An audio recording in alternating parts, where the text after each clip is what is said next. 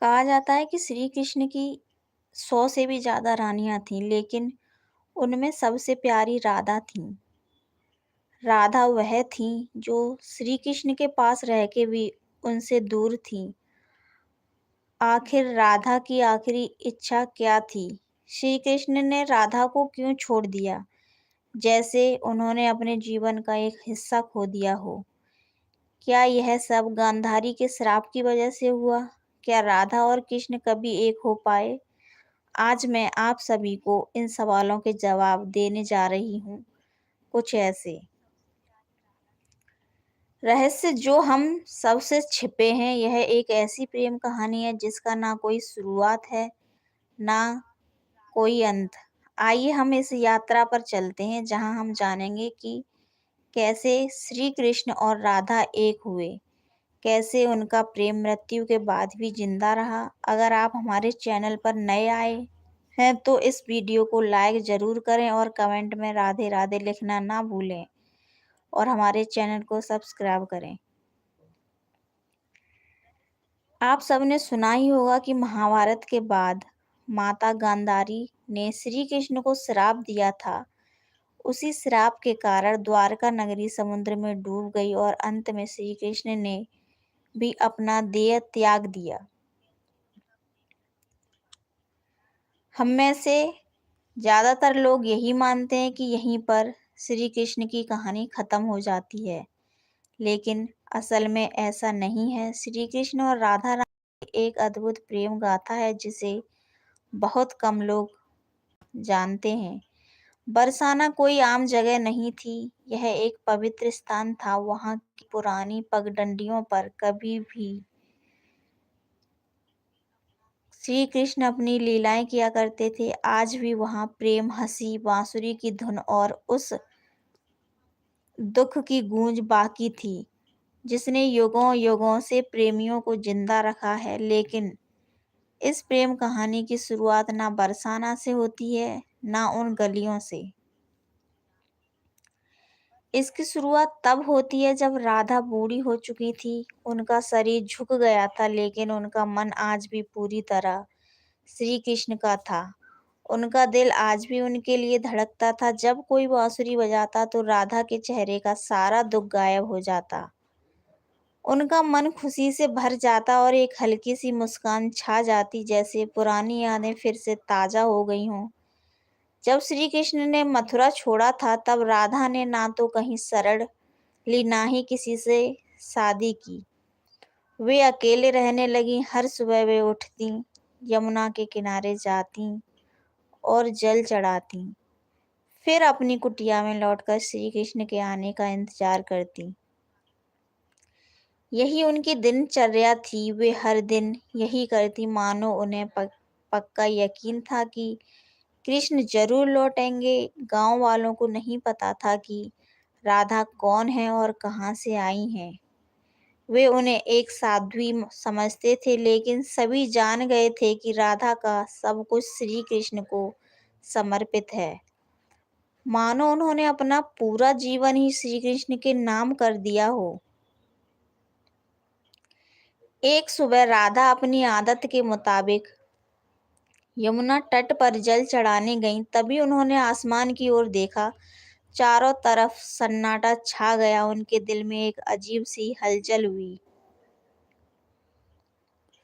जैसे पूरा ब्रह्मांड उन्हें कुछ बताना चाहता हो। उसी दिन वे अपनी कुटिया में तुलसी के पौधे के नीचे बैठ गईं और बोलीं, अब मेरे जाने का समय आ गया है, लेकिन मैं तब तक अपने शरीर को नहीं छोड़ूंगी जब तक श्री कृष्ण खुद मुझे विदा न करें। राधा ने कहा, मैं तभी इस शरीर को त्यागूंगी जब श्री कृष्ण मेरे सामने आएंगे और प्यार से मेरा नाम लेंगे, राधे। यह सुनकर गांव वाले हैरान हो गए। वे सोचने लगे कि इतना बड़ा राजा एक बूढ़ी औरत से मिलने क्यों आएगा। लेकिन किसी ने भी राधा की भक्ति पर शक नहीं किया। राधा ने अपना पूरा जीवन श्री कृष्ण के प्रेम में बिताया था। उनके दिल में आज भी कृष्ण के लिए अनोखा प्रेम था। उधर द्वारका में बैठे श्री कृष्ण का दिल सूना था। कहते हैं सब कुछ पाने के बाद भी इंसान के पास कुछ नहीं होता। कृष्ण की भी कुछ ऐसी ही हालत थी। लेकिन उनके मन में एक अजीब-सा खिंचाव था। उन्होंने अपनी आँखें बंद कीं और राधा की आवाज़ सुनकर कानों में गूँज उठी। उस पल उनके दिल को सुकून मिला, लेकिन आँखों में आँसू थे। उन्होंने सब कुछ छोड़कर तुरंत उस एकांत गूंज की ओर चल पड़े, जहाँ राधा रानी उनकी प्रतीक्षा कर रही थीं। जब श्री कृष्ण वहाँ पहुँचे तो देखा कि राधा तुलसी के पेड़ के नीचे ध्यान में डूबी बैठी थीं। कृष्ण ने पुकारा, राधे! यह आवाज़ सुनते ही राधा की आँखें खुल गईं, उनके चेहरे पर खुशी की लहर दौड़ गई। राधा ने कहा, प्रभु अब मेरे जाने मेरी आत्मा अब शांति चाहती है। कृष्ण ने उनकी आँखों में देखा। उन आँखों में सिर्फ कृष्ण के लिए प्रेम था। ना उसे शब्दों में बयां किया जा सकता था, ना छिपाया जा सकता था। श्री कृष्ण ने राधा का हाथ थाम लिया। धीरे-धीरे राधा की सांसें धीमी होने लगीं और उसी तुलसी के पेड़ के नीचे उन्होंने अपने प्राण छोड़ दिए। लेकिन यह अंत नहीं था। उसी पल एक ऐसा रहस्य जन्मा जिसे सुनकर आप हैरान रह जाएंगे। राधा रानी ने अपने शरीर को छोड़ दिया था और उनकी आत्मा को मोक्ष मिल चुका था, लेकिन उनके आखिरी शब्द अभी भी श्री कृष्ण को भूल नहीं पाए थे। उनके अंतिम शब्द थे, जब इस धरती पर प्रेम का मतलब खत्म होने लगेगा, तब मैं फिर से जन्म लूंगी, मैं वापस आऊंगी, क्योंकि प्रेम हमारे जीवन का सबसे बड़ा हिस्सा है। इसे खत्म नहीं होने दे सकते। जहाँ राधा ने अपना शरीर त्यागा था, वहाँ एक नया पौधा उगा। यह पौधा ऐसा था मानो स्वर्ग से आया हो। यह तुलसी से भी ज्यादा चमकदार था। गांव के लोग इसे राधा वृक्ष कहने लगे और इसकी पूजा करने लगे। लेकिन किसी को नहीं पता था कि उस पौधे एक रहस्यमय फल था। उस फल में राधा के द्वारा जन्म का रहस्य छिपा था, जिसे जानकर कोई भी हैरान हो जाए। कई साल बीत गए। समय के साथ लोगों के मन में प्रेम की जगह वासना ने ले ली। अब ऐसा समय था जहां लोग प्रेम का असली मतलब भूल चुके थे। वे सिर्फ अपनी इच्छाओं में डूबे रहते थे। तभी बरसाने के पास एक छोटे से गांव में एक किसान के घर एक लड़की का जन्म हुआ। उसका नाम रखा गया ललिता। ललिता कोई आम लड़की नहीं थी। उसे बिना सिखाए ही बांसुरी बजानी आती थी। जब वह बांसुरी बजाती तो पेड़ों के पत्ते हिलने लगते और पक्षी खुशी से नाचने लगते। गांव वाले उसे देवी का रूप मानने लगे। वे कहते, इसे देखकर राधा रानी की याद आती है। ललिता ने अब 7 साल की हो गई थी। एक दिन वह यमुना नदी के किनारे बैठी थी। तभी वहां से एक संत गुजरे। जैसे कि उन्होंने ललिता को देखा, वे रुक गए और बोले, वही आंखें, वही प्यारी सी मुस्कान। राधा, तुम वापस आ गई। ललिता को अक्सर सपने में एक सुंदर श्याम का रंग पुरुष दिखता। वह कुछ बोलता नहीं, बस बांसुरी बजाता रहता। उसकी बांसुरी की धुन ललिता के मन को छू लेती थी। वह पुरुष कोई और नहीं, स्वयं श्री कृष्ण थे। एक सुबह ललिता को फिर वही सपना आया। उसने अपनी माँ से पूछा, माँ, प्रेम क्या होता है? माँ ने हंसते हुए कहा, तू अभी छोटी है, तुझे प्रेम का क्या पता। ललिता चुप हो गई, लेकिन उसे लग रहा था कि यह सवाल उसने पहले भी किसी से पूछा है, शायद पिछले जन्म में। एक दिन जब ललिता 13 साल की थी, वह यमुना के किनारे बांसुरी बजा रही थी। अचानक उसकी बांसुरी से वही धुन निकली जो श्री कृष्ण उसके सपनों में बजाया करते थे। जैसे ही वह धुन बजी, जमीन फट गई और उसमें से एक मूर्ति निकली। वह एक स्त्री की मूर्ति थी जिसके हाथ में बांसुरी थी। जैसे ही ललिता ने मूर्ति को उठाए, एक दिव्य आवाज गूंजी, तुम लौट आई राधे। ललिता चौंक गई। उसे समझ नहीं आया कि यह आवाज किसकी है और उसे राधे क्यों बुलाया जा रहा है। समय बीतता गया, अब ललिता का व्यवहार बदलने लगा। उसे जानना था कि वह आवाज़ किसकी थी, उसका जन्म क्यों हुआ, राधा कौन है और प्रेम और कृष्ण जैसे शब्द उसे इतना क्यों आकर्षित करते हैं।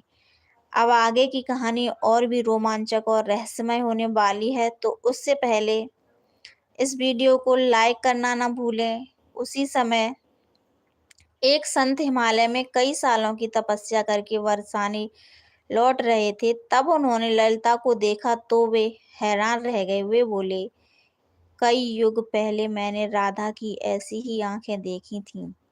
उन्होंने गहरी सांस ली और कहा, बेटी, तुम इस युग की नहीं हो, तुम्हारा जन्म किसी खास मकसद के लिए हुआ है। ललिता ने पूछा, कैसा जन्म और क्या मकसद।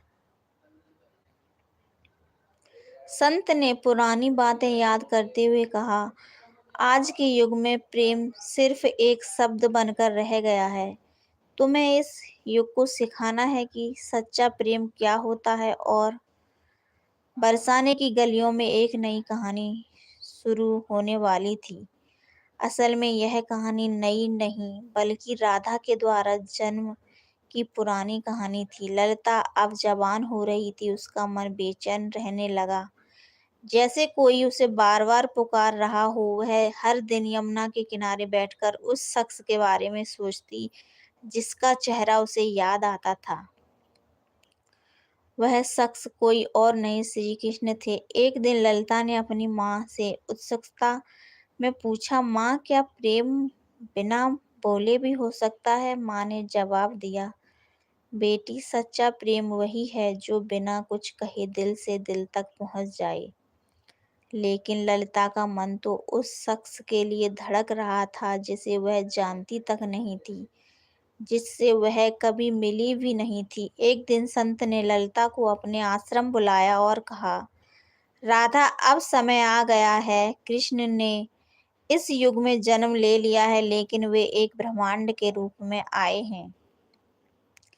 तुम्हें उन्हें ढूंढना होगा। ललिता खुशी से झूम उठी, क्योंकि जिस पल का वह सालों से इंतजार कर रही थी वह पल आ गया था। ललिता ने पूछा, संत जी, मैं कृष्ण को कैसे पहचानूंगी। संत ने जवाब दिया, जब तुम उनके सामने जाओगी तुम्हारा दिल खुद बता देगा कि वे कृष्ण हैं। लेकिन संत ने चेतावनी भी दी, यह युग बदल गया है, अब तुम्हारी परीक्षा और भी मुश्किल होगी। तुम्हें पूरे संसार से लड़कर प्रेम का असली मतलब समझाना होगा। श्री कृष्ण इस युग में एक युवा साधु के रूप में जन्म ले चुके थे जिसका नाम था अनंतानंद। वे लोगों को उपदेश देते थे। कोई नहीं जानता था कि अनंतानंद असल में कौन है। वे अपने प्रवचनों में कहते, प्रेम का मतलब है त्याग और समर्पण। प्रेम शरीर का नहीं, आत्मा का रिश्ता है। उनके शब्द लोगों के दिल को छू जाते थे और लोग सुनकर रो पड़ते थे। लेकिन अनंतानंद भी अंदर से अधूरा महसूस करते थे। वे हर रात यमुना के किनारे बैठकर उस स्त्री की याद में खो जाते थे जो उनके सपनों में आती थी। एक दिन संत के कहने पर ललिता ने अपने माता पिता को प्रणाम किया और अपने उस अनजान प्रेम की तलाश में अकेले निकल पड़ी, जिनके पास सिर्फ एक छोटी बांसुरी थी और मन में पक्का इरादा। वह गांव-गांव घूमती, कभी कथाएं सुनती, कभी साधुओं से मिलती, इस उम्मीद में कि उसे उसका प्रेम मिल जाए। लेकिन किसी साधु में वह चमक नहीं थी जिसकी उसे तलाश थी। कई दिन बीत गए पर ललिता को उसका रास्ता नहीं मिला। एक दिन एक बूढ़ी औरत ने ललिता से पूछा, बेटी, तुम इधर उधर क्यों भटक रही हो। ललिता ने जवाब दिया, मैं किसी को ढूंढ रही हूँ। बूढ़ी औरत ने ललिता को देखकर राधा की याद की और कहा, तुम बांसुरी बजाओ, जो तुम्हारे लिए बना है। वह बांसुरी की धुन सुनकर खुद तुम्हारे पास आ जाएगा। ललिता गांव गांव घूमती, बांसुरी बजाती। 8 गांव बीत गए पर वह शख्स उसे नहीं मिला। फिर एक दिन ललिता एक पहाड़ की चोटी पर खड़ी होकर बांसुरी बजाने लगी। उसी पल कई मील दूर अनंतानंद की आंखें नम हो गईं। उन्हें वह धुन सुनाई दी। ललिता को भी लगा कि यह धुन उसे अपनी ओर खींच रही है, लेकिन वह अनंतानंद को ढूंढ नहीं पाई। अब वह थक चुकी थी, उसकी हिम्मत टूटने वाली थी। तब ललिता ने प्रण लिया, अगर अगली पूर्णिमा तक मैं उसे नहीं ढूंढ पाई तो यमुना के किनारे अपनी जान दे दूंगी। उस दिन ललिता ने आखिरी बार अपनी बांसुरी बजाई। उसकी धुन इतनी गहरी थी कि सुनने वाला भीग जाए। उसी पल हिमालय में बैठे अनंतानंद को वह धुन सुनाई दी। वे उस धुन को पहचान गए। इसके बाद अनंतानंद ने हिमालय छोड़ दिया। उसी रात ललिता को एक खास सपना आया। इस बार सपना साधारण नहीं था। उसमें राधा और कृष्ण यमुना के किनारे साथ बैठे थे। राधा ने कृष्ण से पूछा, प्रभु क्या आप इस बार भी मेरी प्रेम कहानी अधूरी रह जाएगी? कृष्ण ने जवाब दिया, नहीं राधे, इस बार दुनिया को तुम्हारे प्रेम की पूरी कहानी दिखेगी। सपना टूटा और ललिता के मन में एक नई उम्मीद जागी। अब वह वहां पहुंच गई जहां अनंतानंद आने वाले थे। वृंदा धाम कोई आम जगह नहीं थी। यह एक पवित्र स्थान था जहाँ कहा जाता है कि राधा रानी ने कसम खाई थी कि जब तक उनका प्रेम अधूरा रहेगा वे बार बार लौटेंगी। उसी समय वृंदा धाम में एक कथा चल रही थी जिसे अनंतानंद सुना रहे थे।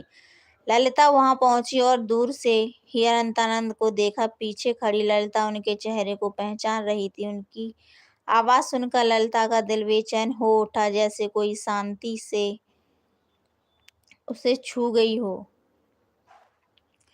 उनकी बातें उसे बहुत प्रभावित कर रही थीं। अनंतानंद उस कथा में प्रेम के बारे में बता रहे थे। वे कह रहे थे कि प्रेम वह नहीं जो आपके साथ रहे और आपके साथ जिए। सच्चा प्रेम तो वह है जो दूर रहकर भी आपके दिल के पास हो। यह बोल रहे थे कि उनकी नजर ललिता से मिली। दोनों एक पल के लिए मूर्ति की तरह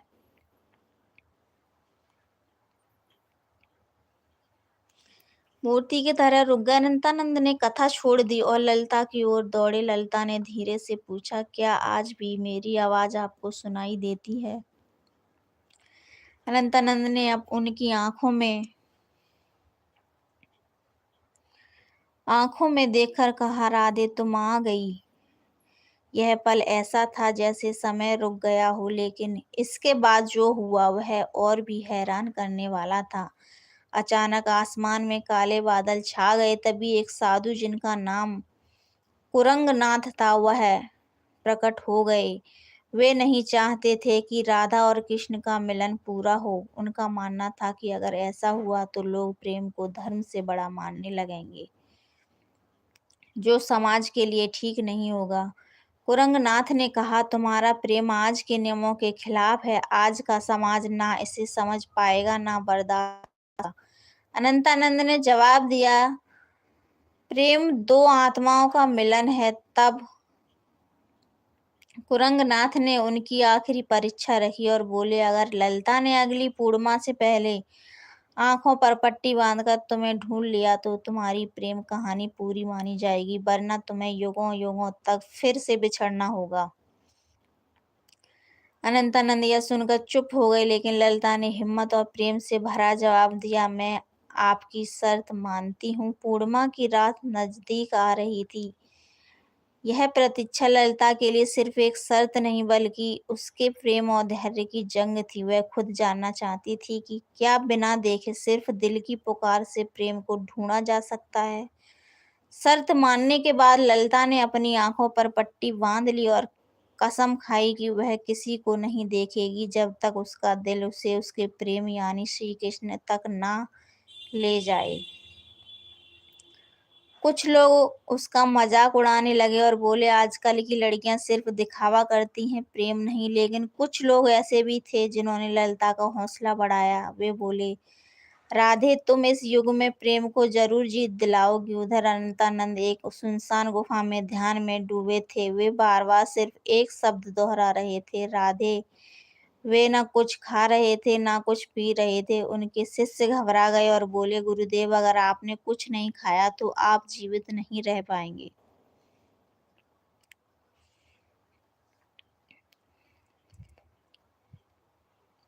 उन्होंने अपने शिष्यों को सख्ती से कहा, ललिता को मेरे ठिकाने के बारे में कुछ नहीं बताना और ना ही उसकी कोई मदद करनी। वे भी जानना चाहते थे कि क्या इस युग में भी राधा सिर्फ अपनी आत्मा की पुकार से उन्हें ढूंढ पाएगी। ललिता ने आंखों पर पट्टी बांधी और गांव-गांव घूमने लगी। वह हर साधु से पूछती, क्या आप अनंतानंद हैं? लेकिन कोई भी वह शख्स नहीं था जिसे वह ढूंढ रही थी। कुछ साधुओं ने झूठ बोला, हाँ, मैं ही अनंतानंद हूँ, लेकिन ललिता का दिल उन्हें पहचान गया कि वे उसके प्रेमी नहीं हैं। एक दिन एक साधु आया और बोला, मैं ही अनंतानंद हूँ। ललिता एक पल के लिए रुकी, लेकिन फिर बोली, आप में चमक तो है, पर वह आत्मा नहीं जिसकी मुझे तलाश है। उसी पल उस साधु ने अपना रूप बदल लिया। वह असल में कुरंगनाथ था, जिसने ललिता को भटकाने के लिए यह चाल चली थी। गुस्से में कुरंगनाथ बोला, तू अभी तक नहीं टूटी, आखिर कैसा प्रेम है तेरा? ललिता ने हिम्मत से जवाब दिया, मेरा प्रेम इस युग और तुम्हारी सोच से बहुत बड़ा है। इसे शब्दों में नहीं समझाया जा सकता। यह सुनकर कुरंगनाथ वहां से चला गया। ललिता ने हर जगह खोज की और आखिरकार उस गुफा के पास पहुंच गई जहां अनंतानंद ध्यान में डूबे थे। जैसे ही वह अंदर गई, उसे किसी खास मौजूदगी का एहसास हुआ। ललिता ने उन्हें पहचान लिया और अपनी बांसुरी उनके पैरों के पास रख दी। उसने पूछा, क्या आप वही हैं जिन्हें मैं ढूंढ रही थी? अनंतानंद ने बांसुरी उठाई और वही धुन बजाई जो ललिता को यमुना के किनारे और सपनों में सुनाई देती थी। फिर उन्होंने ललिता की आंखों की पट्टी खोली और कहा, राधे, इस बार भी तुमने मुझे अपने शरीर से नहीं बल्कि अपने दिल और आत्मा से पहचान लिया। दोनों की आंखों में आंसू आ गए। उनकी आंखों में कई सालों की थकान थी जो अब खत्म हो रही थी। तभी एक साधु आए और बोले, राधा और कृष्ण तुम्हारा प्रेम तभी पूरा माना जाएगा जब समाज इसे स्वीकार करेगा। तभी यह रिश्ता पवित्र साबित होगा। ललिता ने जवाब दिया, प्रेम तो समाज के नियमों से आजाद होता है, इसे किसी सबूत की जरूरत नहीं। लेकिन अनंतानंद ने समझाया, राधे, अब समय बदल गया है। यह समाज प्रेम का असली मतलब भूल चुका है। फिर उन्होंने साधु से पूछा, हमें क्या करना होगा? साधु ने कहा, तुम्हें राजसभा में जाना होगा और राजा वह वहाँ के लोगों को समझाना होगा कि एक साधु और साध्वी भी प्रेम के रिश्ते में बंधकर धर्म के रास्ते पर चल सकते हैं। अगले दिन ललिता और अनंतानंद राजसभा में पहुंचे। राजा ने कहा, यह क्या सुन रहा हूँ कि एक साधु ने ब्रह्मचर्य तोड़ दिया है? अनंतानंद ने जवाब दिया, महाराज, मैंने कोई नियम नहीं तोड़ा, मैंने तो सिर्फ अपने प्रेम को अपनाया है। प्रेम कोई वासना नहीं बल्कि आत्मा का मिलन है। कई युग पहले जब राधा और कृष्ण ने प्रेम किया था, तब भी समाज ने यही कहा था। फिर भी वे समाज की वजह से अलग रहे और समाज चुप रहा। ललिता आगे बढ़ी और बोली, मैंने इन्हें सिर्फ शरीर से नहीं बल्कि दिल से भी चाहा है। अपने प्रेम को साबित करने के लिए मैंने कठिन परीक्षा दी है। फिर ललिता ने कुरंगनाथ की शर्त और अपनी परीक्षा की पूरी कहानी सभा को सुनाई। यह सुनकर राजा और सारी सभा चुप हो गई। सभी को राजा के फैसले का इंतजार था। राजा ने कहा, जब मैं छोटा था तब मेरी माँ मुझे राधा और कृष्ण की अमर प्रेम कहानी सुनाती थी। जब मैं पूछता कि उन्होंने शादी क्यों नहीं की तो माँ चुप हो जाती थी। आज मुझे समझ आया कि शादी समाज का नियम है, लेकिन प्रेम आत्मा का, इसलिए मैं इस प्रेम को मानता हूँ। उस दिन से प्रेम की एक नई मिसाल बनी। कई युगों बाद राधा और कृष्ण का मिलन फिर से पूरा हुआ। तो दोस्तों, यह थी वह कहानी। अगर आपको यह पसंद आई हो तो हमारे चैनल को सब्सक्राइब जरूर करें, ताकि हमें ऐसी और भी शानदार कहानियाँ आपके लिए लाते रहें। राधे राधे।